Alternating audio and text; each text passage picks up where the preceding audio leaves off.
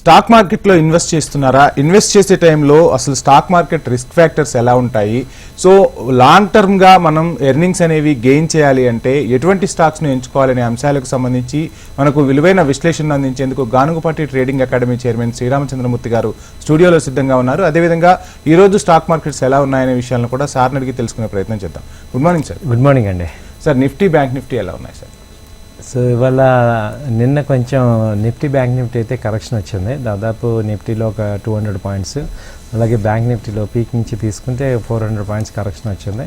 అయితే ఇది bank Nifty కూడా నాన్ స్టాప్గా నిఫ్టీ కానీ వారం రోజుల నుంచి ర్యాలీ వచ్చాయి కాబట్టి కొంత ప్రాఫిట్ బుకింగ్ జరుగుతుంది. కాబట్టి ఇది 23,700 800 దాకా వెళ్ళింది. అక్కడి నుంచి ఇప్పుడు 23,500 దాకా వచ్చింది. సో ఇవాళ కూడా ఏంటంటే డొనాల్డ్ ట్రంప్గా 25% automobile tariff non US car makers అందరి మీద చేశారు కాబట్టి అది కొంచెం ఎఫెక్ట్ అయింది. సో యూఎస్ మార్కెట్స్ రాత్రి డౌన్ అయినాయి, అలాగే టెక్ స్టాక్స్ అన్నీ కూడా కొంచెం డౌన్ అయినాయి. దాని ఇంపాక్ట్ ఇండియా మీద కూడా ఉంది. సో కొంచెం గిఫ్ట్ నిఫ్టీ 40 పాయింట్స్ 50 పాయింట్స్ మైనస్లో ఉంది. సో ఇవాళ గురువారం ఎక్స్పైరీ కాబట్టి కొంచెం మార్కెట్స్ కదలాడచ్చు. మేజర్గా ఏంటంటే పెద్ద ఇంకా హెవీ థ్రెడ్స్ లేవు కానీ ఒక రేంజ్లో వచ్చే అవకాశాలు ఉన్నాయి. అలాగే బ్యాంక్ నిఫ్టీ కూడా 51,000 ఆ రేంజ్లో వచ్చి మళ్ళీ సపోర్ట్ తీసుకోవడానికి ఛాన్సెస్ ఉన్నాయి. సో ఇది సార్, స్టాక్ మార్కెట్ అనగానే రిస్క్ ఫ్యాక్టర్స్ని కూడా మనం ఖచ్చితంగా క్యాలిక్యులేట్ చేయాల్సి ఉంటుంది. సో ఎలాంటి రిస్క్ ఫ్యాక్టర్స్ ఉంటాయి సార్? రిస్క్ ఫ్యాక్టర్స్ గురించి అసలు ఏం చెప్తారు? మేజర్ రిస్క్ ఫ్యాక్టర్ వచ్చేసి సార్ మనం నేను అనుకోవటం ఏంటంటే అసలు రిస్క్ అంటే ఏంటి అనేది ఒకసారి ఆలోచిస్తే రిస్క్ని కొంచెం మేము సైంటిఫిక్ వేలో దాన్ని స్టడీ చేస్తే ఏంటంటే నాలెడ్జ్ లేకపోవటమే రిస్క్ అనమాట. అంటే ఒక విషయం మీద పూర్తి అవగాహన లేకుండా మనం ఏదైతే డెసిషన్ తీసుకొని ఇన్వెస్ట్ చేస్తామో దాన్ని రిస్క్ అంటాం. సో ఆ క్వశ్చన్లోనే ఇక్కడ ఆన్సర్ ఉందన్నమాట. చాలామంది ఏం చేస్తామంటే ఇన్వెస్ట్ చేసేసాక దాని గురించి మనం ఆలోచిస్తాం. సో ఇన్వెస్ట్ చేసే ముందే ఆలోచించుకుంటే ఏమవుతుందంటే ఈ రిస్క్ని తగ్గించుకోవచ్చు అనమాట. సో మేజర్గా వచ్చే రిస్క్ ఏమంటాం? సిస్టమేటిక్ రిస్క్, సిమెట్రిక్ రిస్క్ అంటాం. సో ఇప్పుడు సైంటిఫిక్ లాంగ్వేజ్లో రిస్క్ అనే దాని మీద ఇలా ఉన్నాయి. అయితే బిజినెస్ రిస్క్ అనేది మనం ఇక్కడ స్టాక్ మార్కెట్లో తీసుకోవాలి. బిజినెస్ రిస్క్ అంటే ఏంటంటే ఒక బిజినెస్ మ్యాన్ ఉన్నాడు, సపోజ్ ఏ బిజినెస్ మ్యాన్ అన్న ఉన్నాడు అనుకోండి. ఆయన ఇప్పుడు సపోజ్ ఒక పెన్నులు అమ్ముతున్నాడు. పెన్నులు ఏమవుతుందంటే ఒక 100 పెన్నులు తీసుకుంటే ఒక 2-3 పెన్నులు పాడైపోతాయి. అది నార్మల్ రిస్క్ అనమాట దాన్ని. అలాగే స్టాక్ మార్కెట్లో కూడా బిజినెస్ రిస్క్ అనేది తీసుకుంటే మీకు 2% 3% ఆఫ్ అవర్ ఇన్వెస్ట్మెంట్ మీద రిస్క్ని మనం క్యాల్కులేట్ చేసుకోవాలి. కానీ మనకి 30-40% రిస్క్ అనేది మనం బిజినెస్లో తట్టుకోలేము అనమాట. సో దీన్ని మేజర్గా మనం అర్థం చేసుకోవాల్సింది ఏంటంటే అసలు ఇన్వెస్ట్ చేసే ముందే ఇందులో రిస్క్లు ఏ రకంగా ఉన్నాయి, ఆ రిస్క్ని ఎలా మనం హ్యాండిల్ చేయాలనేది ఇక్కడ ముందు ఆలోచించుకొని ఆ తర్వాత డెసిషన్ తీసుకుంటే దాన్ని మనం హ్యాండిల్ చేయొచ్చు. సార్, చెప్పినట్టు అంటే రిస్క్ మేనేజ్మెంట్ అనేది కూడా ఖచ్చితంగా ఉంటుంది. అదేవిధంగా స్టాక్ మార్కెట్స్లో మనము లాంగ్ టర్మ్లో ఎర్నింగ్స్ అనేవి బాగుండాలి అంటే అసలు ఆ పీరియడ్ ఎక్కడి వరకు మనం సెట్ చేసుకోవాలి సార్? ఏం చెప్తారు? ఓకే, లాంగ్ టర్మ్ అంటే ఏంటంటే ఇప్పుడు కొంతమంది అంటారు సార్ వాల్యూ ఇన్వెస్టర్స్ అంటాం. వాల్యూ ఇన్వెస్టర్స్ అంటే ఇన్వెస్టింగ్ ఫర్ ఎవర్. ఇప్పుడు మన తాతగారు కొన్న ప్రాపర్టీ మన నాన్నగారికి వచ్చి మన నాన్నగారి నుంచి మనం కూడా కంటిన్యూ అవుతుంటే మనకి చూస్తే ఊళ్ళలో పొలాలు అలా ఉంటాయి లెగసీ కింద. అంటే ఒక 100 ఏళ్ళ నుంచి కూడా ఒక 60-70 సంవత్సరాల నుంచి కూడా ఆ ప్రాపర్టీ అలా కంటిన్యూ అవుతూ ఉంటుంది. సో అలా మనం ఫస్ట్ స్టాక్స్ని కూడా వాల్యూ ఇన్వెస్టింగ్ లాగా తీసుకోవచ్చు. అంటే ఒక ఐపీఓలో ఇప్పుడు మీరు అన్నట్టు రిలయన్స్ కానీ ఇన్ఫోసిస్, విప్రో ఇలాంటి కంపెనీలు ఐపీఓలో తీసుకున్న చాలామంది అలా కంటిన్యూ చేసిన వాళ్ళు ఉన్నారు. ఇప్పుడు రీసెంట్గా డీమార్ట్ కానీ ఐపీఓస్లో తీసుకొని వాళ్ళు వెల్త్ క్రియేట్ చేసిన వాళ్ళు ఉన్నారు. అంటే స్టాక్ మార్కెట్ ప్రాస్పెక్ట్స్లో మనం ఆలోచించాలి ఏంటంటే కొంత అమౌంట్ని మనం అసలు ఒక లెగసీ లాగా చూసుకోవాలి.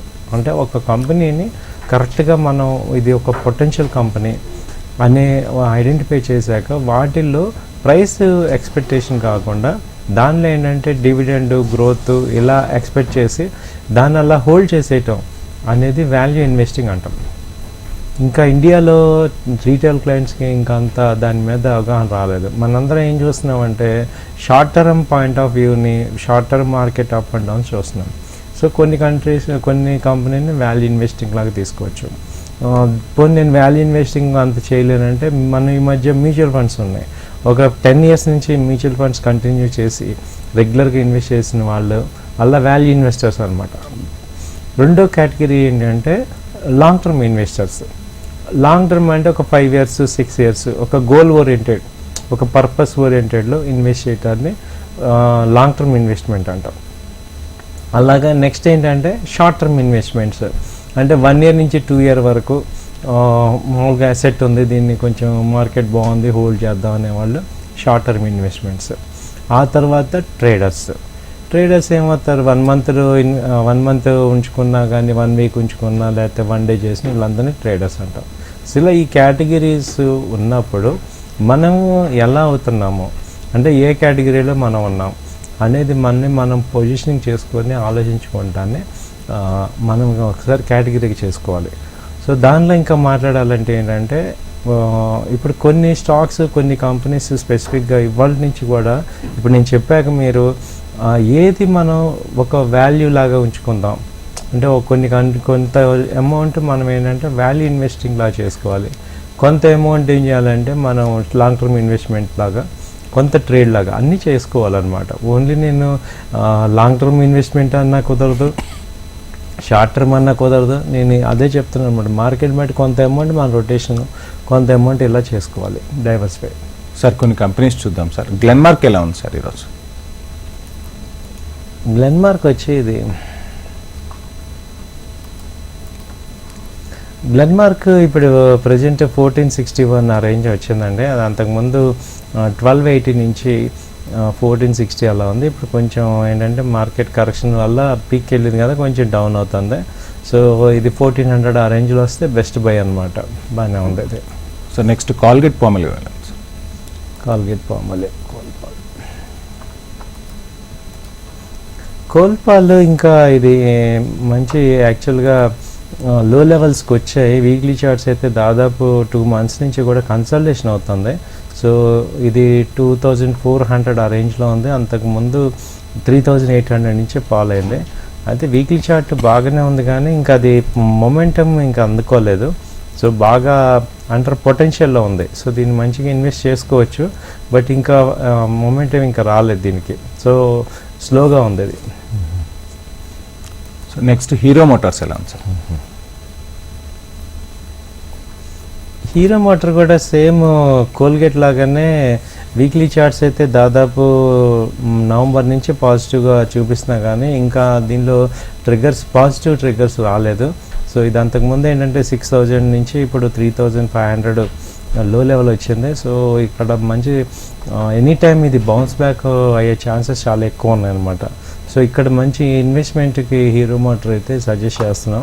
So long term point of view అంటే ఒక 3 months 4 monthsలో మాత్రం ఇది ఒక మంచి పొటెన్షియాలిటీ చూపిస్తుంది బౌన్స్ బ్యాక్. ఎందుకంటే రిజల్ట్స్ ఎటు వస్తాయి నెక్స్ట్ 1 month, ఇప్పుడు ఏప్రిల్లో ఈ quarter results. So year results బాగున్నాయని అందరూ ఎక్స్పెక్ట్ చేస్తున్నాం. సో ఇలాంటి కంపెనీస్లో బాగా డౌన్ అయింది కాబట్టి ఇవి రివర్స్ అయ్యే ఛాన్సెస్ ఎక్కువ ఉంటాయి. సార్ టాటా మోటార్స్ ఎలా ఉంది సార్? సేమ్ టాటా మోటార్స్ కూడా ఇదే అండర్ పొటెన్షియల్లోనే ఉంది. ఇదేంటంటే అంతకుముందు 1150 ఆ రేంజ్ నుంచి వచ్చి ఇప్పుడు 620 ఆ రేంజ్లో డౌన్ ట్రెండ్ చూసుకొని అక్కడి నుంచి రివర్స్ అవుతుంది. సో ఇది కూడా అంతే 700 ఆ రేంజ్. ఇంకా ఇప్పుడే ఇది weekly chart MACD cross over అవుతుంది. సో పాజిటివ్నెస్ వస్తుంది దీనిలో. ఇది మంచి టైం ఎంటర్ అవడానికి ఛాన్సెస్ బాగున్నాయి, దీనిలో చేసుకోవచ్చు. సార్ భారత్ ఫోర్జ్ ఎలా ఉంది? సో భారత్ ఫోర్జ్ కూడా ఇది అంతకుముందు పీక్ హై తీసుకుంటే 1750 ఆ రేంజ్ ఉంది. ఇప్పుడు 1180 ఆ రేంజ్లో ఇప్పుడు ప్రెజెంట్ ఉంది. అంతకుముందు లో లెవెల్ ఏంటంటే 1030 దాకా వచ్చింది, లో లెవెల్ ఆల్మోస్ట్ 1000 దాకా వచ్చింది. అక్కడి నుంచి ఇప్పుడు రివర్స్లో అవుతుంది. సో వీక్లీ చార్ట్ అయితే బాగా స్ట్రాంగ్ చూపిస్తుంది.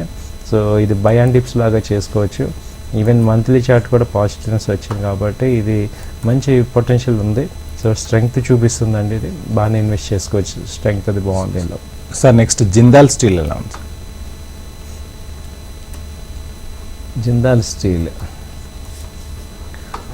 జిందాల్ స్టీల్ ఆల్రెడీ ఇప్పుడు 900 ఆ రేంజ్లో ఉంది. ఇది చాలా కన్సల్టేషన్లో ఉంది ఇది. అంతకుముందు 1100 హై వెళ్ళింది, ఇప్పుడు లో లెవెల్ వచ్చి 750 ఆ రేంజ్ ఉంది, ఇప్పుడు 900 ఆ రేంజ్లో ఉంది. కాబట్టి ఇది కన్సల్టేషన్లో ఉంది బాగా.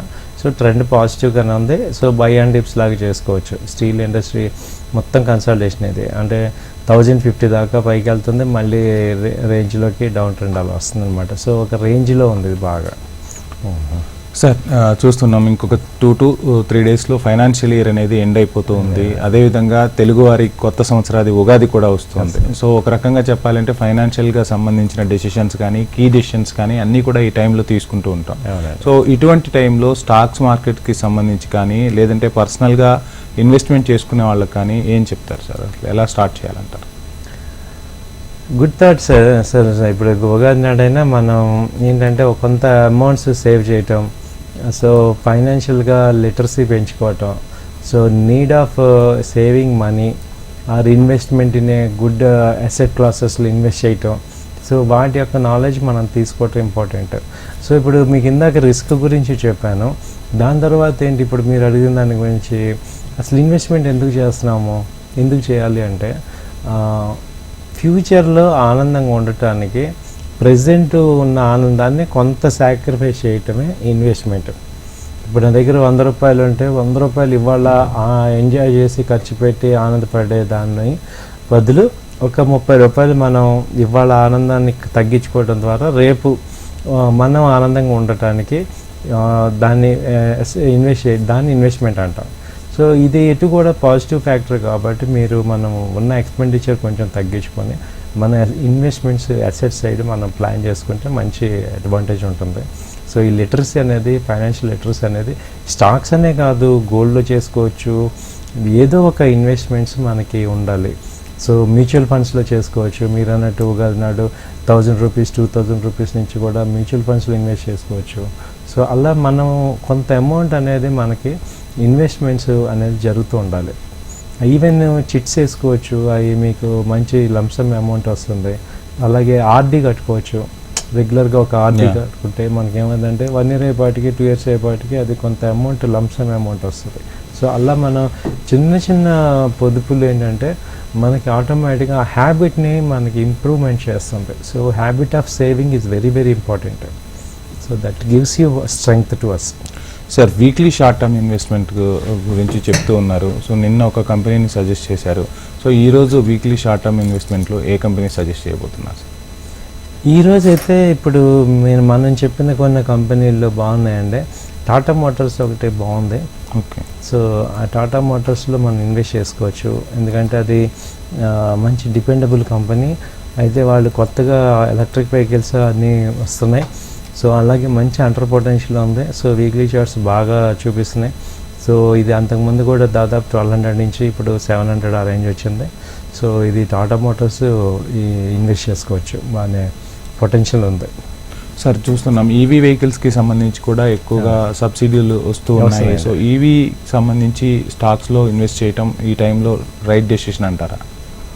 అవునండి, రైట్ డెసిషనే. ఎందుకంటే మనకి ఈవీకి అడ్వాంటేజ్ ఏంటంటే ఇప్పుడు సోలార్ లాగా ఎలక్ట్రిక్ వెహికల్స్ కొన్న వాళ్ళకి కూడా సబ్సిడీ ఇస్తున్నారు, ఉమెన్కి సబ్సిడీ ఇస్తున్నారు. కాబట్టి అదొక కొత్త, అంటే గవర్నమెంట్ కంప్లీట్గా ఇనిషియేట్ చేస్తుంది. అలాగే ఇప్పుడు ఈ BYD అనే ఈవీ కంపెనీ ఒకటి హైదరాబాద్లో రావడానికి ప్లాన్స్ చేస్తున్నారు. అలాగే టెస్లా కూడా ఇవాళ కాకపోయినా రేపైనా రావడానికి చూపిస్తున్నారు. సో లాట్ ఆఫ్ ఈవీలో ఇప్పుడు నెక్స్ట్ మనం ఇంకొక 1 year చూసేపాటికి ఎక్కడ చూసినా ఈవీ ఛార్జింగ్లు కనపడుతున్నాయి. మెయిన్ ఇక్కడ ఈవీ డ్రాబ్యాక్ ఆ ఛార్జింగ్ స్టేషన్స్ లేకపోవటం. సో దాన్ని ఐడెంటిఫై చేశారు. ఈ ఫైనాన్షియల్ ఇయర్లో ఈవెన్ ఈవీ ఛార్జింగ్కి కూడా సబ్సిడీ ఇచ్చి ఇన్స్టాల్ చేయించే ఛాన్సెస్ ఉంది. వన్స్ అది కనుక జరిగిందంటే విపరీతమైన సేల్స్ వస్తాయి. సో ఆ గ్రౌండ్ నెట్వర్క్ అనేది జరుగుతుంది. సో దాన్ని అర్థం చేసుకొని ఈవీ కంపెనీస్ మనకి ఓలా ఎలక్ట్రిక్ ఉంది, తర్వాత టాటా మోటార్స్ ఉన్నాయి, అలాగే ఓలా ఉన్నాయి, ఇలా చాలా రకరకాల కంపెనీలు. కానీ ఆ ఈవీ ప్యానెల్స్, సోలార్ ప్యానెల్స్, అలాగే ఈవీ బ్యాటరీస్, సో వీటన్నిటికీ మంచి ఫ్లోరిష్ గ్రోత్ ఉంటుంది. ఎందుకంటే ఇండియా అనేది కంపల్సరీగా ఆల్టర్నేట్ ఇన్వెస్ట్మెంట్స్కి రావాల్సిందే. ఎందుకంటే క్రూడ్ మీద హెవీ డిపెండెన్సీ అయిపోయింది. అదైతే అది తగ్గాల్సిందే. సో ఎందుకంటే మనకి ఇప్పుడు 4 ట్రిలియన్ జీడిపి ఉంది. ఇప్పుడు నెక్స్ట్ థర్డ్ లార్జెస్ట్ అవ్వాలంటే గవర్నమెంట్ కంపల్సరీ డిసైడ్ చేసేసింది ఏంటి, ఇక మనకి దీంట్లో తగ్గించాలి. ఎందుకంటే గోల్డ్ తగ్గించలేం కాబట్టి క్రూడ్ తగ్గించుకోవచ్చు. అలాగే ఇప్పుడు కొత్తగా ఈ హైడ్రోజన్ ఓరియంటెడ్ ఎనర్జీ కూడా తీసుకొస్తున్నారు, వాటర్ నుంచి కూడా కన్వర్ట్ చేసి ఎనర్జీని తీసుకొస్తున్నారు. రకరకాల యాక్టివిటీస్ ఏంటంటే ఫ్యూయల్ కాకుండా మిగతా వాటి మీద వస్తుంది. సో ఇలాంటి యాక్టివిటీస్ జరుగుతున్నాయి కాబట్టి చూసుకోవచ్చు. సార్ మరికొన్ని కంపెనీస్ చూద్దాం సార్. బీడీఎల్ ఎలా ఉంది సార్? బీడీఎల్ వచ్చి ఇది కూడా డిఫెన్స్ కంపెనీ అండి. దీనికి ప్రజెంట్ ఇది అంతకుముందు తీసుకుంటే 1800 దాకా వెళ్ళింది. ఇది అంత లో లెవెల్ వచ్చి 970 ఆ రేంజ్ దాకా వచ్చింది. సో ఇప్పుడు 1300 వితిన్ 1 మంత్లో వచ్చింది. సో ఇది ఇంకా కూడా పాజిటివ్గానే ఉంది. సో బై అండ్ డిప్స్ లాగా చేసుకోవచ్చు. ఇంకొంచెం తగ్గిన 1200 ఆ రేంజ్కి వస్తే మంచి ఇంకా ఇన్వెస్ట్మెంట్ చేసుకోవచ్చు. పాజిటివ్గా ఉంది ఇది. సో హెచ్సిఎల్ ఎలా ఉంది సార్? సో హెచ్సిఎల్ టెక్ వచ్చి హెచ్సిఎల్ టెక్నాలజీస్ ఏంటంటే ఇది కూడా ఐటీ కంపెనీస్. అంతకుముందు ఇది దాదాపు 2000 దాకా వెళ్ళి ఇప్పుడు 1600 ఉందండి. లో లెవెల్ వచ్చి 1530 ఆ రేంజ్లో ఉంది. సో వీక్లీ చార్ట్ అయితే చాలా పాజిటివ్ వచ్చింది.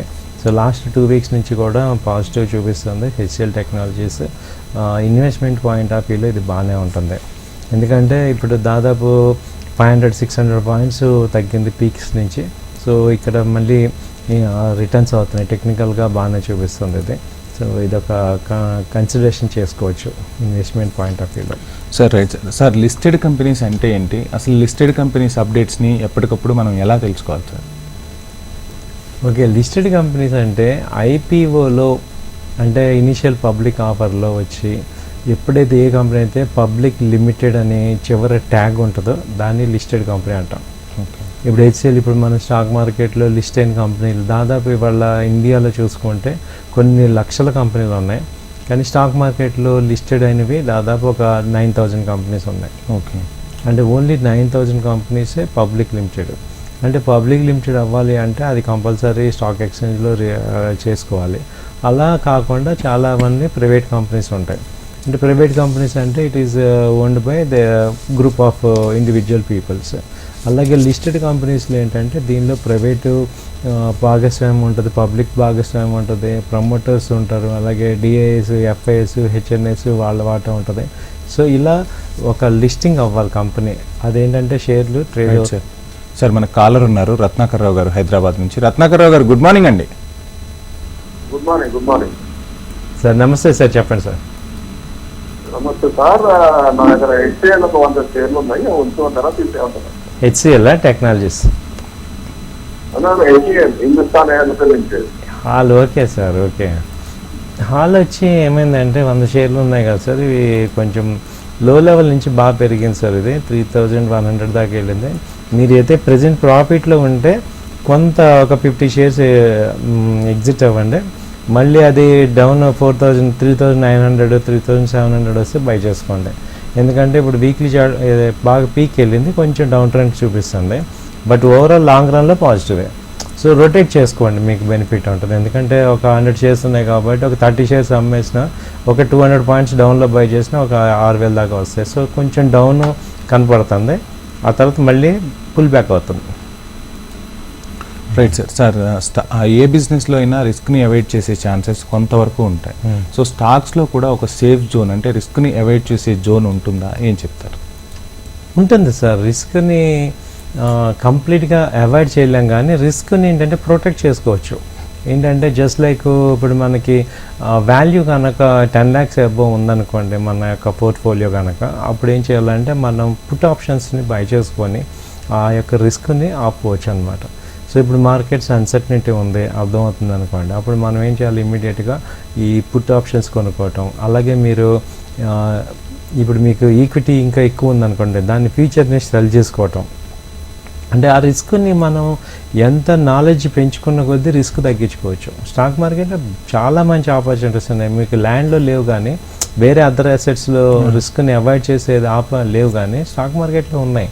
మనకేంటంటే ఆ అవేర్నెస్ లేకపోవటం వల్ల మనం 100% రిస్క్ జోన్లోకి వెళ్తున్నాం. సో సో మనకి మా చార్ట్స్ బాగా చూపిస్తాయి, మనకి ట్రెండ్ ఏం అర్థమవుతుంది, డౌన్ ట్రెండ్ ఉన్నప్పుడు లాక్ చేసుకోవచ్చు, ఫ్యూచర్స్ షార్ట్ కొట్టుకోవచ్చు. అందుకోసమే ఫ్యూచర్ ఆప్షన్స్ వచ్చింది. దాని మెయిన్ పర్పస్ రిస్క్ని ప్రొటెక్ట్ చేసుకోమని, దానిలో సంపాదించమని కాదు. సో ఈక్విటీలో మన మనీ సంపాదించుకోవాలి, దాన్ని ప్రొటెక్ట్ చేసుకోవడానికే ఫ్యూచర్స్ ఆప్షన్స్ వచ్చాయి. అది అర్థం కాకుండా ఏంటంటే డైరెక్ట్గా ఆప్షన్స్లో మనం నేకుడ్ ఆప్షన్స్ చేయటం వల్ల ఎక్కువ లాసెస్ అవుతున్నాం.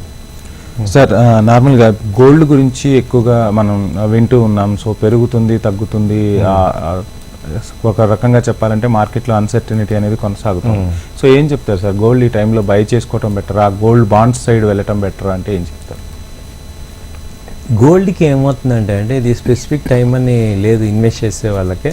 సో ఇది ఆల్రెడీ ఒక అసెట్ క్లాస్, మనకి అట్లీస్ట్ ఒక 20% ఇన్వెస్ట్మెంట్ అలొకేషన్ దానికి ఇవ్వాల్సిందే. ఓవర్ ఏ పీరియడ్ చూసుకుంటే ఇప్పుడు కూడా గోల్డ్ ఇన్ఫ్లేషన్ ఉంటుంది కాబట్టి పెరుగుతూ ఉంటుంది. సో ఇప్పుడు టెంపరీగా ఏమైందంటే గోల్డ్ 90,000 దాకా మొన్న వచ్చింది, ఇప్పుడు 3,000 అలా తగ్గింది.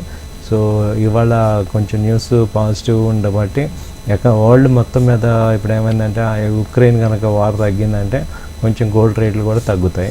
అలా కాదు, కొంచెం వార్ తగ్గే సూచనలు కనపడుతున్నాయి కాబట్టి గోల్డ్ ఇక్కడ స్టాండర్డ్ అవుతుంది. బట్ ఇంటర్నేషనల్గా 3,000 మార్క్ అనేది చేరుకుంది. సో 3,000 అంటే బాగా పెరిగినట్టు, అంతకుముందు 2,500 అలా ఉండేది, $500,000 అక్కడ పెరిగింది. సో అది తగ్గాలంటే ఇప్పట్లో అవ్వదు. సో ఇప్పుడు ఏమంటున్నారంటే ఇప్పుడు ఇదేటు కూడా కంటిన్యూగా పెరిగేదే కాబట్టి మనకి ఇప్పుడు ఎనీ టైమ్ ఇన్వెస్ట్మెంట్ చేసుకునే అసెట్ క్లాసెస్లో గోల్డ్ ఒకటి కాబట్టి కొనుక్కోవటమే. ఎందుకంటే అది ఓవర్ పీరియడ్ ఎప్పుడు పెరుగుతూనే ఉంటుంది. సో టెంపరీగా తగ్గినా పెద్ద మనం డిస్కౌంట్ చేయాల్సింది ఏమీ లేదు. సో అయితే గోల్డ్ బాండ్స్ బెటరా, లేకపోతే గోల్డ్ ఆర్నమెంట్స్ బెటరా, గోల్డ్ బిస్కెట్స్ బెటరా అంటే ఇప్పుడు బిస్కెట్స్ ఒక రకంగా, ఇప్పుడు ఆర్నమెంట్స్ మనం చేయించుకోము, ప్రజెంట్ యూసేజ్ లేదు అన్నప్పుడు దాన్ని గోల్డ్ ఈటీఎఫ్లో పెట్టుకోవటం బెటర్ అన్నమాట. గోల్డ్ ఈటీఎఫ్స్ మనకి అడ్వాంటేజ్ ఏంటంటే ఇమ్మీడియట్ లిక్విడిటీ బాగుంటుంది. సో ఇప్పుడు కావాలంటే అప్పుడు మనం లిక్విడిటీ చేసుకోవచ్చు. సో ఈటీఎఫ్స్లో కొంచెం ట్రై చేసుకోవచ్చు. సార్ స్టాక్స్లో ఇన్వెస్ట్ చేయాలి అనేది ఖచ్చితంగా ఎర్నింగ్స్ కోసం చేస్తూ ఉంటారు. సో హై ఎర్నింగ్స్ రావాలి అంటే అసలు గానుగపాటి ట్రేడింగ్ అకాడమీ ద్వారా శ్రీరామచంద్రమూర్తి గారు ఎటువంటి సలహాలు ఇస్తారు? సో అసలు హై ఎర్నింగ్స్ రావాలంటే ఎటువంటి స్టాక్స్ని మనం చూస్ చేసుకోవాలి? డెఫినెట్గా సార్, అసలు మనలో వెల్త్ క్రియేట్ చేయాలంటే ఒక బ్రాడ్ థింకింగ్ రావాలి. మనందరం ఏమవుతున్నాం అంటే డైలీ మార్కెట్ ఓపెన్ అయిపోతుంది, ఏదో ఒకటి బై చేసాం, ఏదో ఒకటి కొన్నాం, అమ్మాం అని ఒక నేరో రేంజ్లో ఆలోచిస్తున్నాం. ఒక బ్రాడ్ రేంజ్లో కనుక మనం చూసుకుంటే okay, what is market after 10 years 15 years, ఇప్పుడు మనం ల్యాండ్ ఎలా కొంటున్నామో అలా కొంత ఇన్వెస్ట్మెంట్స్ దీనిలో జరుగుతూ ఉండాలి. సో పాజిటివ్ దృక్పథంతో ఉండాలి. లాస్ట్ 20 years డేటా మీరు దగ్గర పెట్టుకుంటే 20 years 30 years డేటా చూసుకుంటే సేమ్ హిస్టరీ రిపీట్ అవుతూ ఉంటుంది ఇప్పుడు. సో నెక్స్ట్ 30 years కూడా అంతే జరుగుతూ ఉంటాయి. ఎందుకంటే అదే మైండ్ సెట్ ఉంటుంది, అదే ఎమోషన్స్ ఉంటాయి అందరికీ. సో ఆ ఎమోషన్ కాకుండా ఒక 80% పీపుల్ అంతా కూడా ఎమోషనల్గా ఆలోచిస్తూ ఉంటారు. బట్ 20% పీపుల్ ఏంటంటే నాలెడ్జ్ ఓరియంటెడ్గా ఆలోచిస్తుంటారు. సో ఇది ఇక్కడ ఇన్వెస్ట్ చేస్తున్నాం. ఇప్పుడు రీసెంట్గా చెప్తున్న జియో ఫైనాన్స్ 200 రూపీస్లో ఉంది, ఇది నిఫ్టీ 50లో యాడ్ అవుతుంది, జొమాటో నిఫ్టీ 50లో యాడ్ అవుతుంది. ఇలాంటి స్ట్రాంగ్ న్యూసెస్ మనం విన్నాక అలాంటి కంపెనీస్లో కొంత అమౌంట్ పార్క్ చేసుకోవటం ద్వారా మనం లాంగ్ టర్మ్లో అవన్నీ కూడా వెల్త్ క్రియేట్ చేసే అసెట్స్ బిల్డ్ చేసుకునే అవకాశాలు ఉంటాయి. కాబట్టి అలాంటి నాలెడ్జ్ మనం తెచ్చుకోవాలన్నమాట. ఓకే, ఈ కంపెనీ యొక్క పొటెన్షియల్ ఎలా ఉంది, దీని గ్రోత్ ప్రాస్పెక్ట్స్ ఎలా ఉంది. అలాగే కంపెనీ ఎక్కువగా ఏంటంటే టెక్నికల్స్ ఎంత మాట్లాడినా లాంగ్ టర్మ్ అంతా ఫండమెంటల్సే లీడ్ చేస్తుంది. సో ఫండమెంటల్గా మనకి స్టడీ ఉండాలి. ఏ కంపెనీ చాలా ప్రాఫిట్స్లో ఉంది, ఏ కంపెనీ బాగా కొత్త ప్రొడక్ట్స్ నుంచి వస్తున్నాయి, దూసుకెళ్తుంది. సో అలాంటి కంపెనీస్లో మనం ఒక అసెట్ బిల్డింగ్ అనేది చేసుకోవాలి. సో సార్ ఫైనల్గా గానుగపాటి ట్రేడింగ్ అకాడమీ ద్వారా కొత్తగా స్టాక్ మార్కెట్లోకి రావాలనుకునే వాళ్ళకు ట్రైనింగ్ ఏ విధంగా ఉండబోతుంది, ఎన్ని డేస్ ఉంటుంది? ట్రైనింగ్ ఇది 2 months ట్రైనింగ్ అండి. మీకు బేసిక్స్ నుంచి అడ్వాన్స్ లెవెల్ వరకు చెప్తాం. ఈక్విటీస్, ఫీచర్స్, ఆప్షన్స్, ఆ తర్వాత టెక్నికల్ అనాలిసిస్, ఫండమెంటల్ అనాలిసిస్ చెప్తాం. సో ఫండమెంటల్గా మేజర్గా అసలు మా బ్యాలెన్స్ షీట్ ఎలా చూసుకోవాలి, P&L స్టేట్మెంట్స్ ఎలా చూసుకోవాలి, రిస్క్ని ఎలా అవాయిడ్ చేసుకోవాలి, కాంబినేషన్స్ ఎలా చూసుకోవాలి, ఇవన్నీ కూడా మీకు వస్తాయి. సో కొత్త బ్యాచ్ స్టార్ట్ అవుతుంది evening 8:30 to 9:30. So please join. Sir చాలామంది కూడా ప్యాసివ్ ఇన్కమ్ కోసం స్టాక్ మార్కెట్ వైపు వస్తూ ఉంటారు. సో కరెక్ట్ నాలెడ్జ్ అనేది లేకపోతే రిస్క్ అనేది ఖచ్చితంగా ఫేస్ చేస్తూ ఉంటారు. సో అటువంటి వాళ్ళకి ఏం చెప్తారు సార్? అంటే విత్ నాలెడ్జ్తోనే ఎంటర్ అవ్వమని చెప్తారా? మార్కెట్లోకి ఎంటర్ అయిన తర్వాత కొంత నాలెడ్జ్ గెయిన్ చేయడానికి ఛాన్స్ ఉంటుంది. అయితే ఏమవుతుందంటే కొంతమంది మనం చెప్పినా చెప్పకపోయినా ఇప్పుడు మీ దగ్గర మనీ ఉంది సార్, నాకు అన్నీ తెలుసని అనుకుంటాం. 1-2 చిన్న దెబ్బలు తగిలితే మనకు అప్పుడు అర్థమవుతుంది, ఓకే దీనిలో మనకు తెలియంది కూడా చాలా ఉంది అని. అయితే ఈ యొక్క ఎన్విరాన్మెంట్ ఏం చేస్తుందంటే యూట్యూబ్స్ కానీ ఇవన్నీ కూడా ఇదంతా పెద్ద ఈజీ అన్నట్టు ఉంటుంది, కానీ బట్ ఒకసారి ప్రాక్టికల్గా తెలిసి దిగాక అర్థమైంది ఏంటంటే ఓకే ఇదంత ఈజీగా ఏం లేదు, కొంత దీని మీద రీసెర్చ్ కానీ ఒక ట్రైనింగ్ కానీ కావాలని అర్థమవుతుంది. సో వాళ్ళందరికీ ఏంటంటే before losing so much of money ముందే తెలుసుకోవటం వల్ల మనకు కొంచెం డబ్బులు మిగులుతాయి.